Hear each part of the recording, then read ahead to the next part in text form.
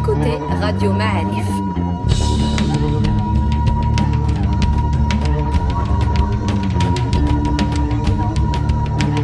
Le podcast Histoire.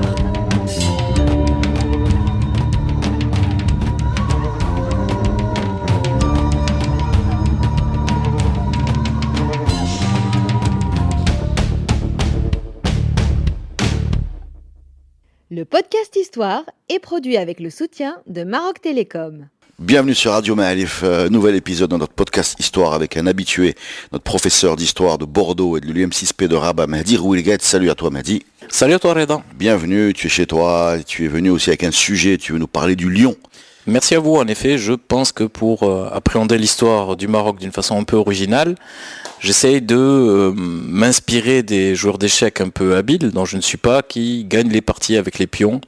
C'est-à-dire que pour moi, aborder le lion, parler du lion, analyser tout ce qui a trait de près ou de loin au lion au Maroc et dans un contexte marocain, permet bien de dire quelque chose d'essentiel sur l'histoire du Maroc. Alors ce lion de Barbarie, ou c'est comme ça qu'on l'appelle, oui, lion de Barbarie ou lion de Nubie. Ouais. Il n'existe plus dans son état sauvage déjà. On pense qu'à l'état sauvage, il a disparu quelque part dans les années 30, bien qu'il y ait quelques rumeurs. Il y a une belle photo de Flandrin. Tout à fait, oui. Ouais, une belle photo. Par contre, dans la toponymie, dans les noms autour de nous, il est subsisté. Je pense en particulier à Ainsberg, qui est un quartier de Casablanca, quartier industriel. Alors ce qu'il faut dire, peut-être on aura l'occasion d'y revenir, c'est que la ville de Casablanca, qui est pourtant la plus grande et la plus importante des conurbations du Maroc, est tout enserrée par les lions. Parce qu'au nord, vous avez Ainsberg, donc la source au lion, et vous avez Sidi Bliout. Donc Bliout, c'est la forme maghrébine de Abou Louyout, donc donc Louyout, c'est le pluriel de Layth, donc c'est le pluriel de lion. Abou Louyout signifiant celui qui possède les lions, celui qui dompte, celui qui maîtrise les lions. Et bien évidemment, vous avez un Dieb. Donc c'est pas des lions, ça. C'est pas des lions, mais c'est toujours un lien, ou du moins avec la vie sauvage. Et bien entendu, le Maroc n'est pas le seul. La totalité du Maghreb est concernée, puisque des villes comme Ouahran, qui signifie tout simplement le lion, ou Sougaharas, donc à l'extrême est de l'Algérie, pas loin de la frontière à la Tunisie, renvoie elle aussi au lion. Et donc ce qu'on peut dire, ce qu'on peut retenir, c'est que... Sidi Harazm, tu m'avais dit, non? Sidi Harazm aussi. Explique-nous Sidi Harazm, c'est un peu... Alors Sidi Harazm viendrait du berbère ihra, ism, qui serait... Ism, c'est le lion, c'est le terme générique pour désigner le lion au Maghreb et tout particulièrement au Maroc, parce qu'ailleurs, comme j'ai dit, Ouahran ou Ahras, il y a d'autres noms qui étaient, si vous voulez, la résultante d'autres langues berbères, et ça signifie celui qui conduit ou celui qui éloigne le lion. D'accord. Il existe deux hypothèses, notamment une avancée par Ahmed Toufiq, qui, bien entendu... Le ministre qui a parlé, qui est un passionné d'étymologie berbère et de toponymie. Donc avant lui, il y avait le grand Mohamed Fassi, donc dans ses dirasat, qui a parlé de ce genre de... Évidemment, Sidi Harazm est un saint qui a vécu entre le 11e et le 12e siècle, principalement au 12e siècle, donc plutôt à l'époque almoravide, un moment où Fès émerge en tant que très grande capitale importante, non seulement sur le plan maghrébin, mais sur le plan méditerranéen et même un peu au-delà. Alors, qu'est-ce que ça dit de notre démographie, de notre topographie, ce lion-là Eh bien, tout d'abord, il faut dire que partout où l'on trouve ce qu'on appelle la mégafaune, donc les animaux les plus gros et finalement les plus dangereux pour l'homme, dans la plupart des cas, eh bien, ça signifie qu'il y a des densités de population. La mégafaune, F-A-U-N-E. Oui, la mégafaune. Pas le mégaphone. Non, pas le mégaphone, excuse-moi. Pas celui des manifs. Désolé, je sais que t'as un tropisme musical et tout. Le mégaphone, je voyais le truc. Pourquoi on parle de mégaphone dans le podcast histoire? Non. Ouais. Mais donc évidemment. Mégaphone. Excusez-moi, je suis un peu handicapé pour mon accent toulousain parfois et tout. Mais ce que je veux dire par là, c'est que partout où il y a des grands animaux, ça signifie qu'il y a très peu d'hommes. Et dans la très longue durée, ce que l'on peut remarquer, et ça c'est vraiment, c'est essentiel pour bien comprendre l'histoire du Maroc, c'est que la totalité du Maghreb, au maximum du maximum, ce serait quelque chose comme 7 millions d'habitants, dans les meilleures périodes, parce que vous avez des périodes... 7 millions d'habitants dans ce qui est aujourd'hui le Maroc et l'Algérie. Oui, voilà. Donc, il y a des périodes où c'est moins que ça. Par exemple, au XVe siècle, donc le siècle où le Maroc se retrouve dans une situation colonisable, c'est-à-dire prête à faire les frais d'une conquête ibérique, portugaise dans un premier temps et espagnole, eh bien c'est moins de 4 millions on pense. Donc ce qui veut dire que vous avez la place pour ces grandes bêtes fauves qui bien évidemment sont extrêmement dangereuses pour l'homme. Alors il n'y a pas que le lion, il y a aussi, c'est très peu connu, mais jusqu'au début du 19e siècle, il y a l'ours aussi, donc c'est une... Oui, donc évidemment, donc l'ours qui est bien attesté... Je sais pas pourquoi il fait plus peur que le lion. Alors attention, il y a plus dangereux que le lion encore, hein. Il y a la panthère. D'accord, elle aussi on l'a. Elle aussi on l'a jusqu'aux années 60-70, et certains pensent qu'elle existerait encore dans le Moyen Atlas. Et la panthère, il faut savoir une chose, c'est quand elle attaque l'homme, elle attaque directement la tête et elle le mord au crâne et elle lui fait exploser le cerveau. Donc on ne parle pas de petites bébêtes, évidemment. Et on a le cerf de Berbérie qui a été réintroduit, le magot, le buffle qui a complètement disparu. Donc Et ce qu'il faut dire, c'est que dans une période antérieure, même dans l'Antiquité, il y avait l'éléphant au Maroc. Et avant que, comme on va le dire et comme on va le souligner, le lion est venu à personnaliser le Maghreb, même aux yeux du point de vue des Européens, des Français, des Anglais, et surtout des Castillans et des Aragonais et des Portugais, donc des Ibériques, des monarchies ibériques en général.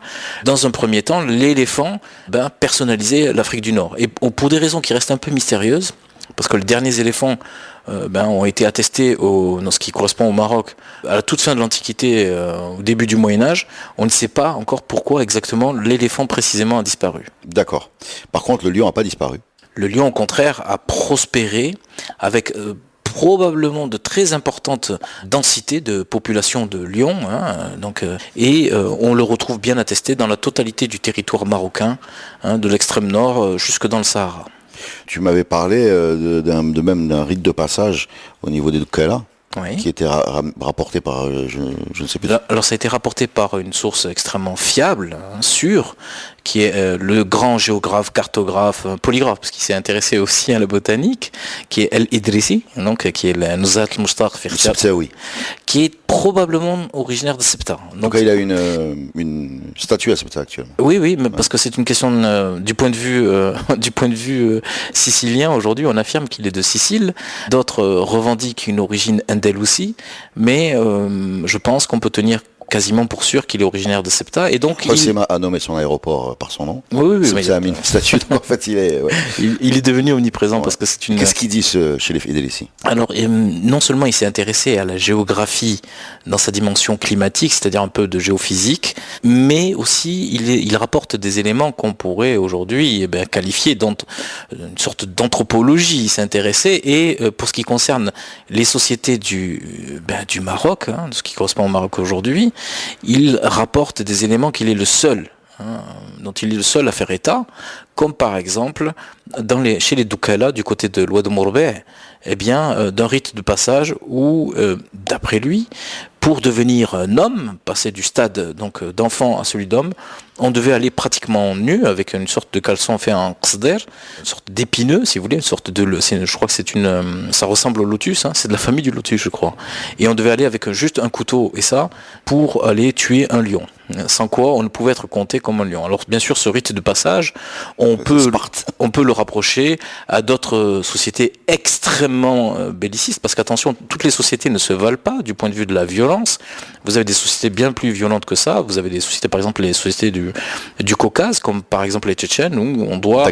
Au Daghestan, en Tchétchénie, on doit aussi chez les Ingouches et chez les Tcherkesses, c'est pas que les Tchétchènes en fait, on doit, pour devenir un homme, pour être compté comme un homme, pour intégrer, si vous voulez, le niveau supérieur, battre à main nue un ours. De même, je m'empresse de dire qu'on a fait une trouvaille extraordinaire à Pampelune, en Navarre, donc l'extrême nord du Maroc, de l'Espagne, ma langue a fourché, et on a découvert un charnier que l'ADN et que l'archéologie identifie comme étant celui des éléments des soldats de l'armée musulmane, originaire du Maghreb, de ce qui est aujourd'hui le Maroc, très certainement grâce aux études ADN qui ont été réalisées.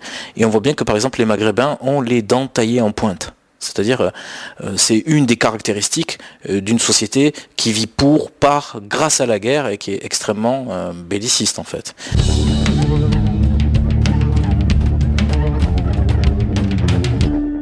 Et donc évidemment cet élément du lion, c'est-à-dire des Maghrébins qui ont la vie dure, qui doivent leur vie durant affronter ceux qu'on appelle en arabe les sibais, au sens large du terme, c'est-à-dire les bêtes fauves qui font peser un danger pour l'homme, sur l'homme, évidemment c'est omniprésent. Les histoires de lions, on les retrouve partout. Par exemple, Jean Léon l'Africain, Hassan el-Wazzan, il raconte que par exemple, lors de sa traversée de l'Atlas, quelque part du côté du Tizin Test aujourd'hui, pas trop loin entre Terre-au-Dent et Marrakech, il a eu il a fait la désagréable expérience d'être pris en chasse par 2 lions. Sans doute par 2 lionnes, puisque ce sont généralement plutôt les lions qui chassent, et donc évidemment il ne s'est dégagé de cette prise en chasse à l'envers, c'est-à-dire c'est pas l'homme qui chasse, mais c'est l'homme qui devient proie, qui fait les frais des grands prédateurs que sont les lions. Et d'une façon générale, au Maghreb, dans la longue durée, on ne peut se déplacer qu'avec des armes et avec des lances, plusieurs lances pour pouvoir se défendre contre ces lions, mais pas que les lions, j'ai dit, il y a aussi notamment les panthères qui sont extrêmement dangereuses. Alors pourquoi il y a une densité démographique faible? Parce que ça c'est un point, je pense que c'est un point crucial, c'est tout simplement qu'il y a sans doute une faiblesse dans la production économique, et pour ce qui concerne le Maghreb dans la production céréalière, c'est-à-dire que la production céréalière elle est toujours en dents de scie, il y a des aléas climatiques qui font que la population très régulièrement fait les frais de famine, de disette et donc d'épidémies qui d'une certaine manière remettent les pendules à zéro, donc il n'y a pas de croix démographique. Et donc, dans la très longue durée, le Maghreb, en comparaison par exemple avec la péninsule italienne et ibérique, voisines, qui sont juste en face, est plutôt un ensemble sous-peuplé. D'accord. Donc et je disais, donc il y a pas que bien sûr il y a le lion, les panthères, les ours, une catégorie de buffles qui a complètement disparu. Il y a le cerf de barbarie, il y a les hyènes, il y a les mouflons, qu'on appelle en berbère oudaden, donc qui n'existent plus que dans l'état. Dans la musique. Dans la musique, mais pas seulement, mais ils existent aussi dans un parc, où on cherche bon gré mal gré à les conserver, et aussi les autruches, parce que les autruches, oui, il y a des autruches en très très grand nombre dans la plaine du Chaouia, tout ce qui est le Temsna, ce qu'on appelle la grande plaine du littoral atlantique, où les autruches étaient extrêmement nombreuses et jouaient un rôle sans doute important dans l'alimentation des populations du Maghreb à l'époque médiévale et bien après. Alors le lion, tu nous as expliqué son importance et toute cette faune là qui a disparu, mais il a aussi un côté un peu symbolique. Et on va rentrer dans ce côté symbolique.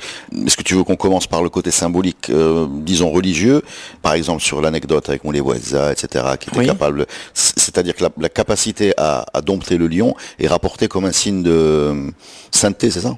Oui, c'est-à-dire que pour être compté comme un saint, c'est-à-dire aussi parce qu'on demande à la religion de donner une forme de protection, parce que évidemment les populations étaient en proie à de terribles difficultés.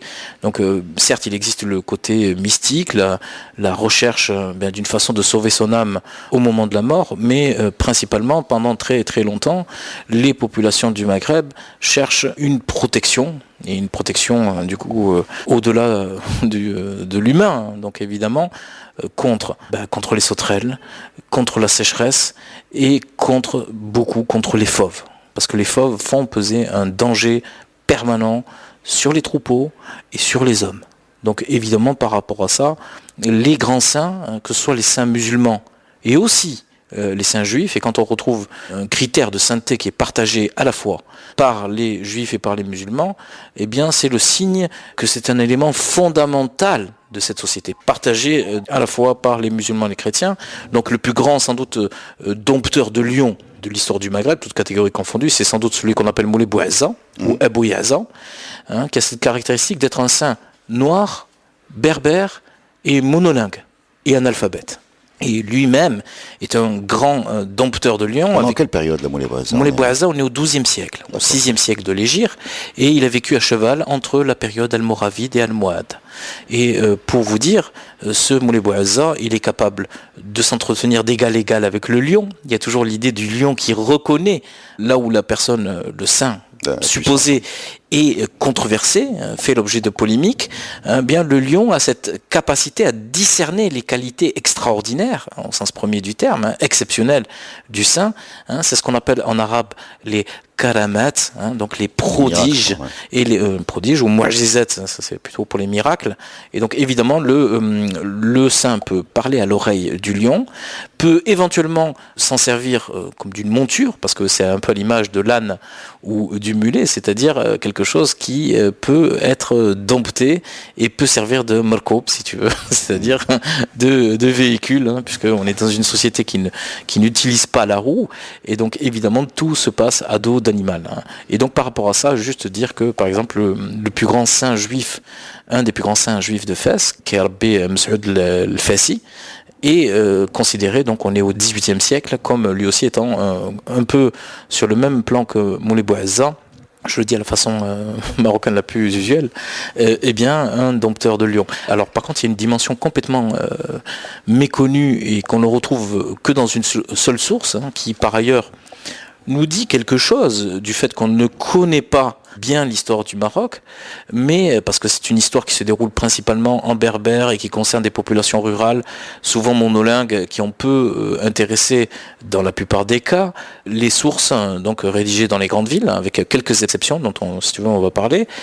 Et par rapport à ça, ce qu'on peut en dire, c'est que dans la monographie qui a été consacrée à la vie de Abou Yahza, qui nous raconte les merveilles de cette vie-là, donc qui a été rédigée à Sebta par Abou al-Azafi, donc qui est un des membres de l'élite urbaine, lui-même d'origine andalousie, et son petit-fils va être un des très rares à fonder une dynastie urbaine au Maroc.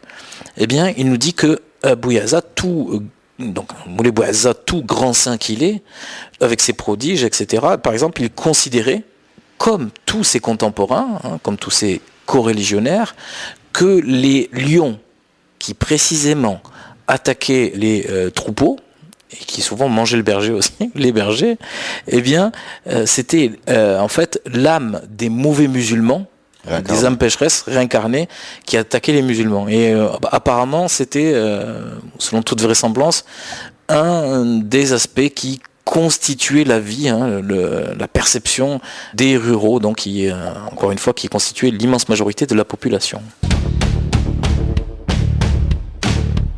Alors, on est là dans le soufisme, on est dans la sainteté, on va passer à la politique, puisqu'il y a la fameuse scène racontée par Baydar, qui est la géographe du mouvement Al-Mouhad, qui va raconter que Abdelmoumen maîtriser les lions ou dompter les lions ou caresser les lions, je ne sais pas très bien ce qu'il faisait, mais là du côté politique, puisque maintenant on parle plus de mysticisme et de politique, pareil, la proximité avec le lion. Il y a quand même un lien, c'est dans le droit fil, je pense, des préoccupations de l'immense majorité des Marocains de cette époque, c'est-à-dire que le lion obsède parce qu'il porte un danger, et en même temps vous avez une sorte de fascination vis-à-vis de la force brute, la force sauvage, le caractère un petit peu indomptable de ces fauves. Et de ce fait, tout de suite, dès qu'on voit apparaître les premières sources écrites, ces sources écrites entretiennent une sorte de parenté intentionnelle, c'est sciemment, qu'ils cherchent à mettre en lumière la grande proximité entre d'une part le souverain et d'autre part le lion.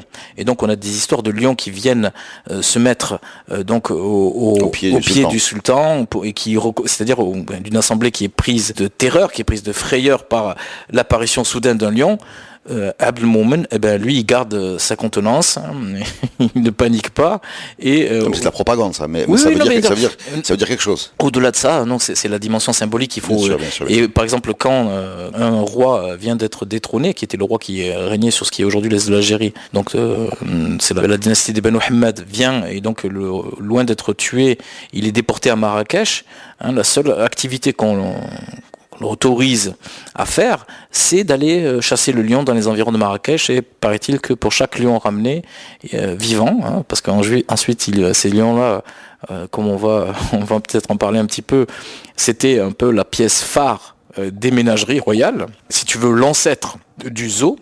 Évidemment, dès cette époque-là, on peut le dire, mais ça a sans doute commencé dès l'époque almoravide, donc dès le tout début de ce qui a été le premier grand empire, la première grande puissance sur la scène marocaine et bien au-delà. Et bien évidemment, l'élite dirigeante, ceux qui gouvernent, eh bien tout de suite sont assimilés au lion. Par exemple, Al-Baydaq raconte qu'au moment de la prise de Marrakech, se pose la question, est-ce qu'il faut épargner le petit prince là, et voilà le Ishaq, donc le fils de 10 ans, voilà qui est encore un tout jeune garçon. Est-ce qu'il faut épargner les fils des émirs almoravides ou les mettre à mort, les supplicier? Et là, Al-Baydaq, d'ailleurs, il emploie un mot qui est pas du tout en arabe classique, en arabe tel qu'on peut le retrouver dans les grandes chroniques du genre andalousi. On voit tout de suite l'arabe maghrébin en fait. Il parle de firar sboua. Frère Sboua, si tu veux, pratiquement, c'est-à-dire les petits des lions, les lionceaux. Ouais. Et il fait allusion, c'est comme ça qu'il désigne, c'est comme ça qu'il appelle les fils des princes almoravides. Et ça, c'est tout à fait important de le remarquer. C'est-à-dire que cette métaphore du lion, y compris sous une forme dialectale, mais qui est déjà très ancienne, parce que le mot Sboua, donc c'est Sibert, mais on le retrouve sous une forme maghrébine. Il y a de cela. C'est dans la chanson des Lions de l'Atlas. Ça, c'est encore une autre époque et une autre affaire. Non mais bon, juste pour clôturer l'arc narratif, le petit Ishaq, il va être exécuté. Oui, parce qu'en fin de compte, la raison politique, la réelle politique, elle est froide. Pour dire comme Nietzsche, c'est le monstre froid, le plus froid des monstres froids. Donc évidemment, même les enfants sont mis à mort.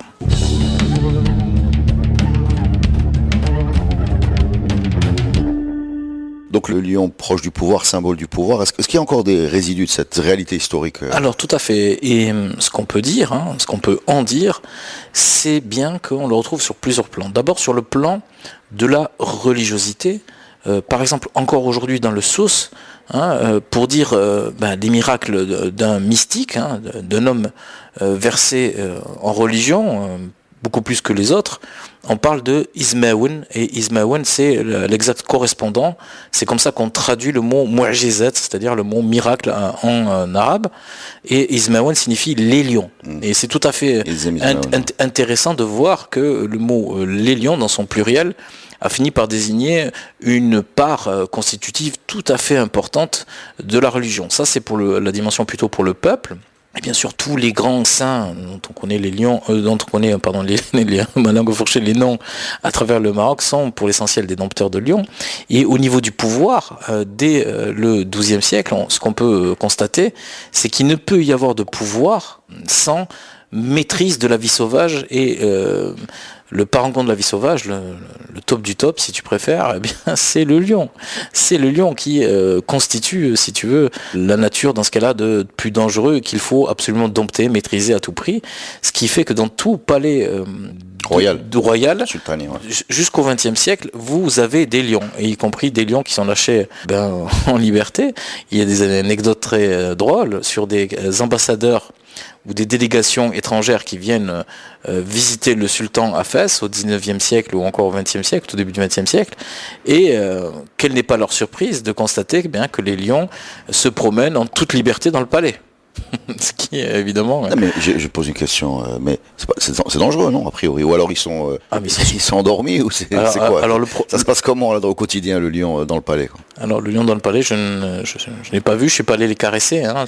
Tu as pléthore de vidéos sur internet, tu peux voir où les Saoudiens ou les Émiratis s'amusent à amener des lions dans des soirées, etc. Ça se passe pas toujours très bien. Mais c'est la question. C'est un animal lunatique. Mais ce que je veux dire par là, c'est que, attention, prends un risque, dès le XIIe siècle, ce qu'on peut dire, c'est que le lion est attaché aux Maghrébins, et preuve en est, c'est que quand les chroniqueurs, par exemple, tout originaires d'Al-Andalus qu'ils sont, comme Ibn Sahib Sadat, par exemple, au XIIe siècle, parlent d'une victoire almohade sur les Portugais, eh bien, ils rapportent qu'à Marrakech, il y a eu un signe, il y a eu un symbole, le fel, donc une prédiction, où ils voient un chat qui vient au palais avec une tourterelle dans la bouche, et donc évidemment ça signifie que le chat, c'est en fait d'une certaine manière c'est une métaphore qui sert à désigner, donc c'est un petit félin, donc qui sert à désigner le gros félin, le lion, qui est le calife almohade, et bien sûr la hamama, si tu veux, la hamama c'est bien entendu tout à la fois l'Andalous et aussi les puissances chrétiennes du Nord. On n'oublie pas que le très grand traité de Ibn Hazm s'appelle tawq al-hamam, donc le collier de la colombe, et la colombe elle désigne en fait, elle désigne à l'Andalous là où le lion désigne le pouvoir maghrébin, tout particulièrement les Almoravides et les Almohades, et évidemment chaque pouvoir en Al-Andalus se doit de magnifier le lion. Par exemple, dans la cour, dans une des cours les plus qui nous a été conservée de l'Alhambra, magnifique, s'appelle la cour des lions, parce que tu as une fontaine aux lions. Les Leones. Et le patio de los Leones. Et bien sûr, en fait, on sait très bien qu'il y avait déjà d'autres palais où il y avait des lions. Et des lions, je veux dire, en statue, et des lions en cage. Et des lions un peu plus libres. Avec peut-être quelques incidents, accidents, on ne sait pas trop. Si on reste sur la symbolique et que tu nous expliques que la colombe est andalouse, on peut la retrouver à Tétouan, qui est le symbole de la ville, il y a même et qui est un peu la ville andalouse. Voilà, donc ça résonne toujours, quoi. Tout à fait, mais le problème, tu vois bien la différence de nature.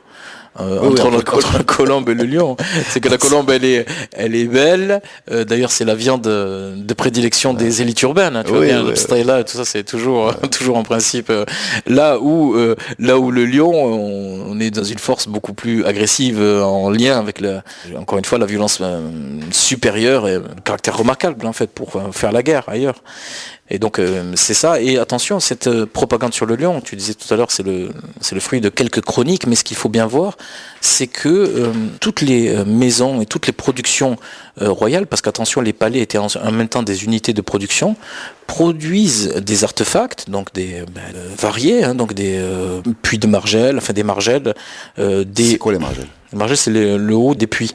D'accord. Et systématiquement, à l'époque almoravide almohade, les margelles en Al-Andalus, qui sont ceux qui sont le mieux conservés, elles représentent des lions. Par exemple à Almeria, si tu vas à Almeria, aujourd'hui en Andalousie, tu as plein de lions d'époque almohade. Ou encore... Mais c'est des lions qui ont été ramenés d'ici. Non, des lions figurés, des dessins. D'accord. C'est des dessins. Donc ce que je veux dire par là, c'est que la figure du lion, parce qu'en fait, malheureusement, on dit que l'islam n'aime pas les représentations zoomorphique, c'est-à-dire en forme animale ou anthropomorphique, c'est-à-dire en forme d'homme.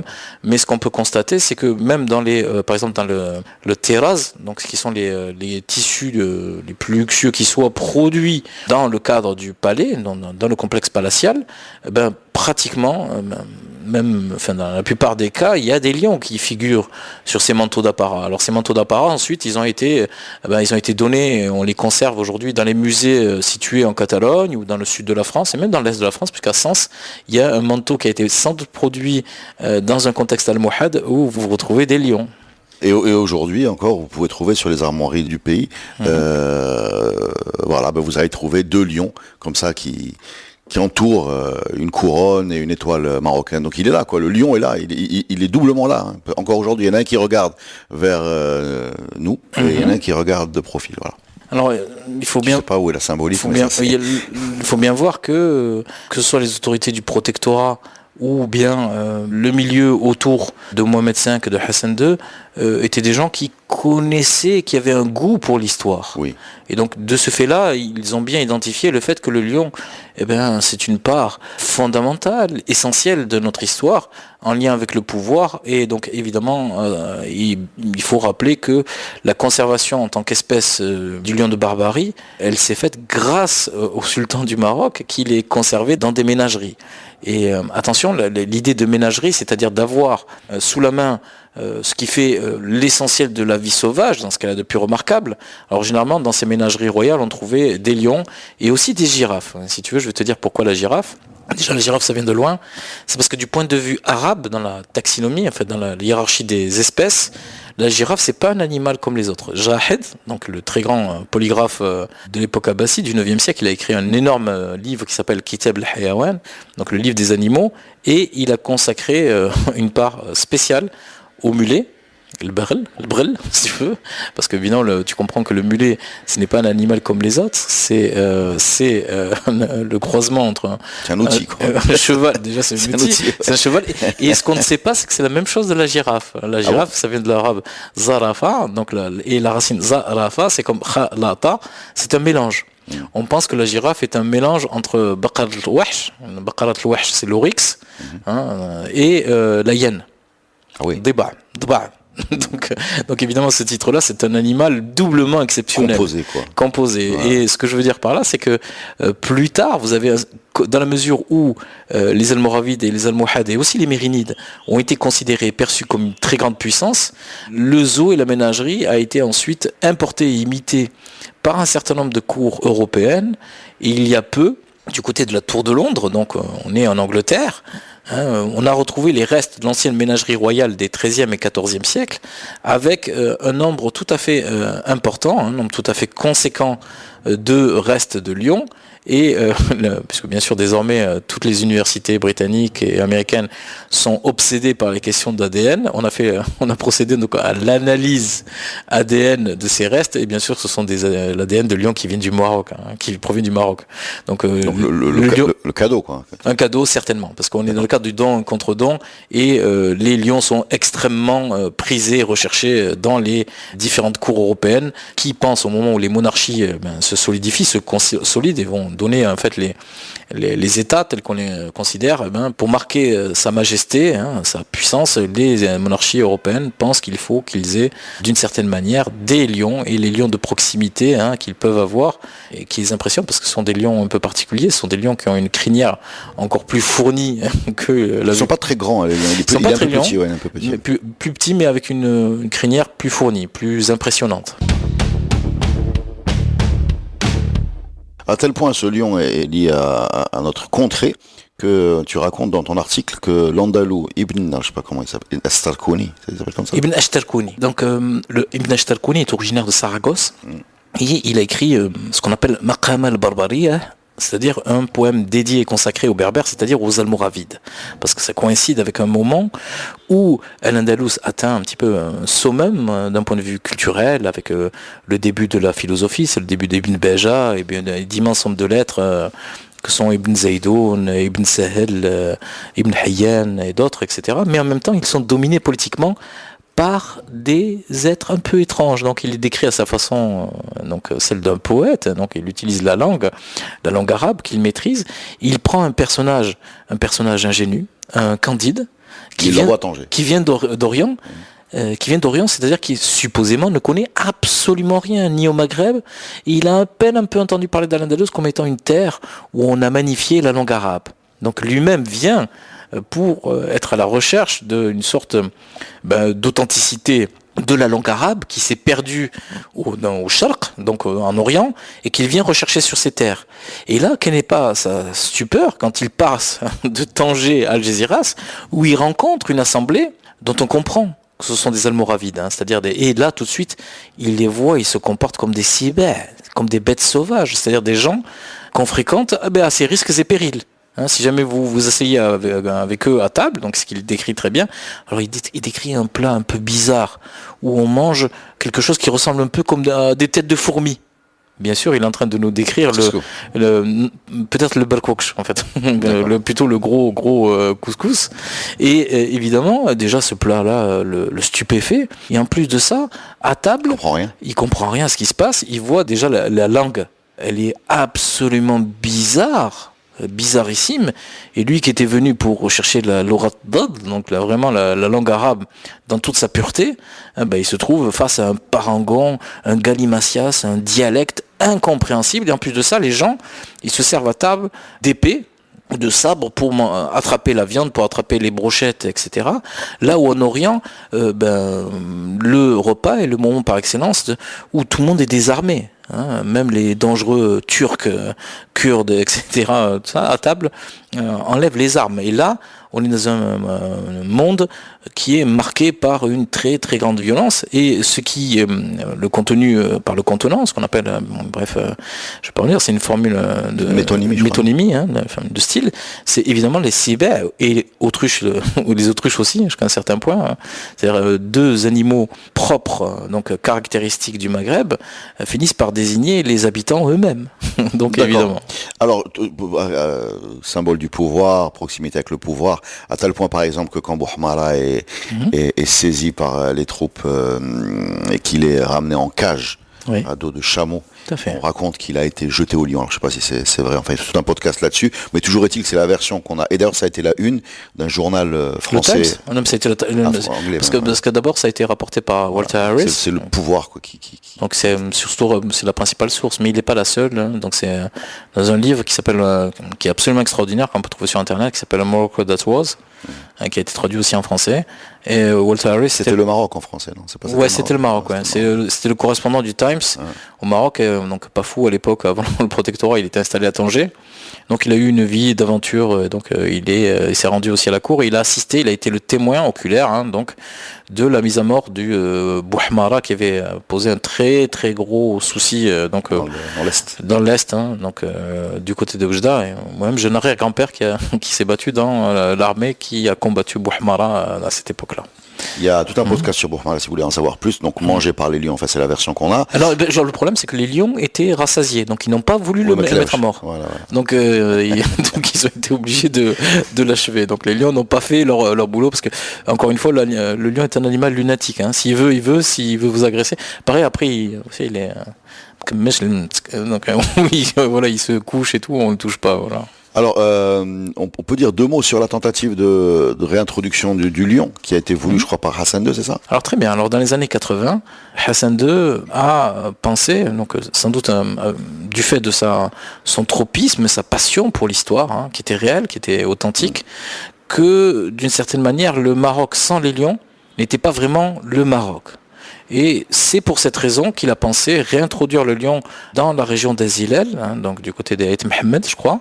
Et cette tentative de réintroduction a fait long feu, elle a complètement échoué, elle est inaboutie, mais je pense que dans le droit fil de cette tentative d'introduction du lion ratée, il y a quelques années, la célèbre émission là du baroudeur marocain Amoudou, non, je pense. Donc il a fait un peu le buzz aussi sur Internet en prétendant que quelqu'un aurait, c'est l'homme qui a vu l'ours, qui a vu etc. dans l'ours, et donc quelqu'un aurait aperçu un lion là encore dans la région d'Azilel. Donc il a amené ce personnage-là, il a amené jusqu'au zoo de Rabat, il lui a montré la grande statue du lion, puis après il a monté le lion et fait est-ce que c'est ça que tu as vu?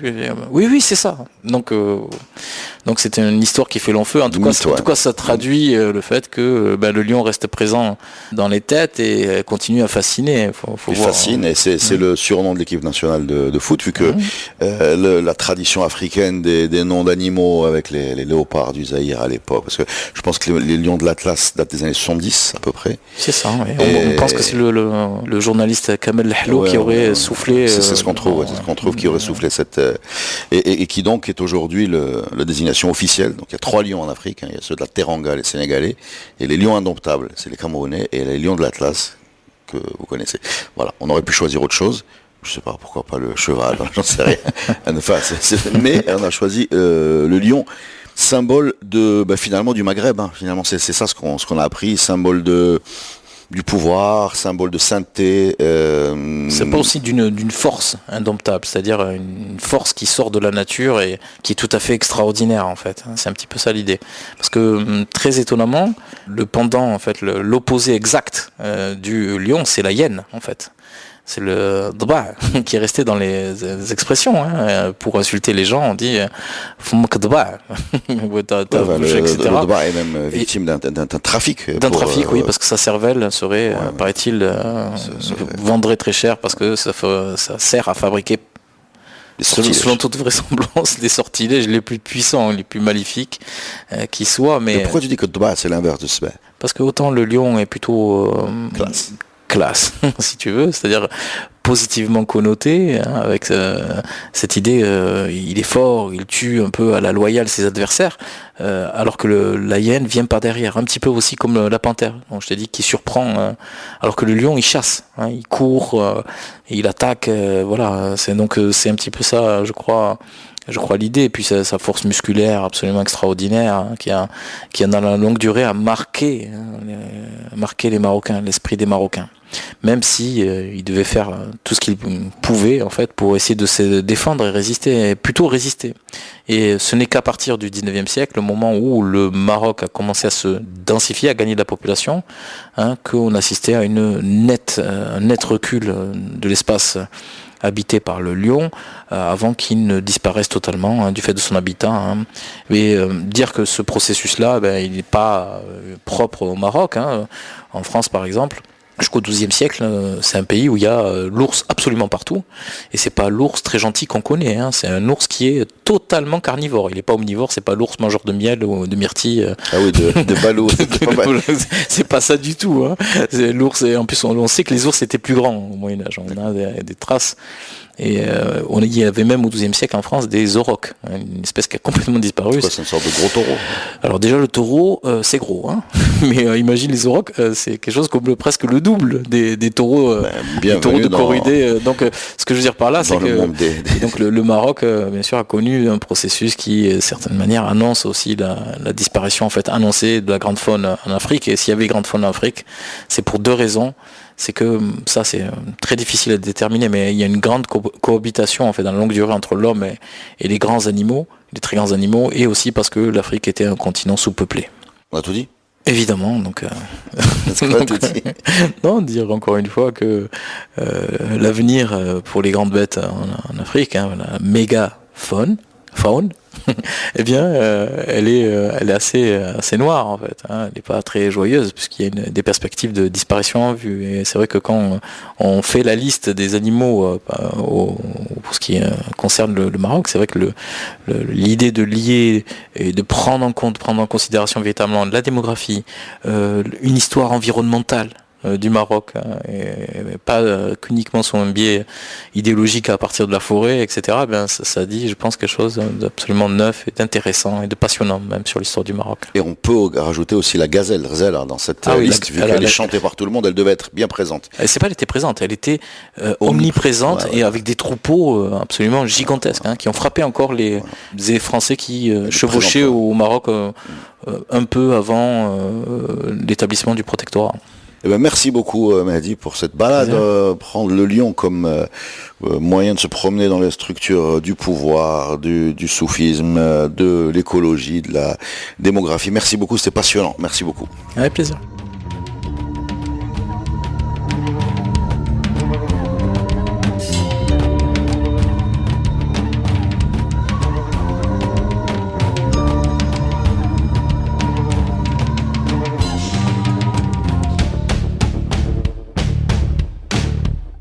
Le podcast Histoire est produit avec le soutien de Maroc Télécom. Maroc Télécom, un monde nouveau vous appelle.